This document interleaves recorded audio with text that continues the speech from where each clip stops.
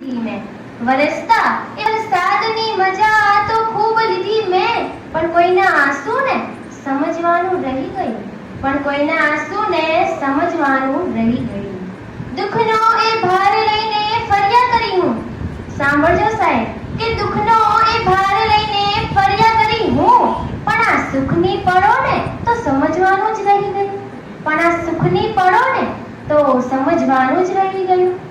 મને લાગ્યું પુસ્તકો વાંચીને હોશિયાર થઈ ગઈ, મને લાગ્યું કે પુસ્તકો વાંચીને હોશિયાર થઈ ગઈ, પણ જ્ઞાનનો સાચો અર્થ શું છે એ તો સમજવાનું જ રહી ગયું.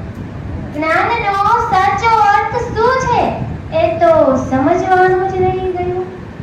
અમીર માણસો સાથે સંબંધો તો ખૂબ રાખ્યા, અમીર માણસો સાથે સંબંધો તો ખૂબ રાખ્યા, પણ આ ગરીબની વ્યથા તો સમજવાનું જ રહી ગયું, પણ આ ગરીબની વ્યથા તો સમજવાનું જ રહી ગયું.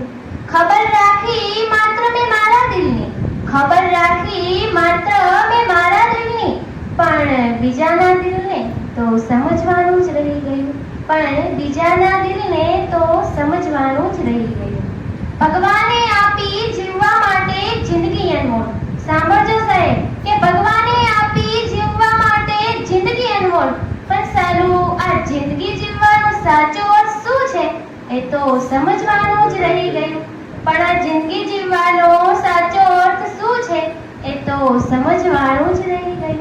હવે બે લીટીથી મારી વાતને પૂરી કરીશ કે અત્તરની ખુશ્બુ તો ઠીક છે હવે, અત્તરની ખુશ્બુ તો ઠીક છે હવે, પણ ફૂલોની મહેક તો કાંઈ અલગ જ છે.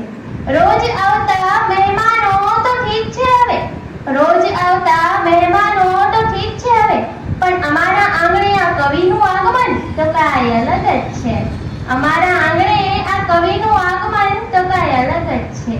નાની મોટી મહેફિલોની મજા તો ઠીક છે હવે, નાની મોટી મહેફિલોની મજા તો ઠીક છે હવે, પણ સાહેબ અહીંયા કવિની મહેફિલની મજા તો કાંઈ અલગ જ છે. Thank you.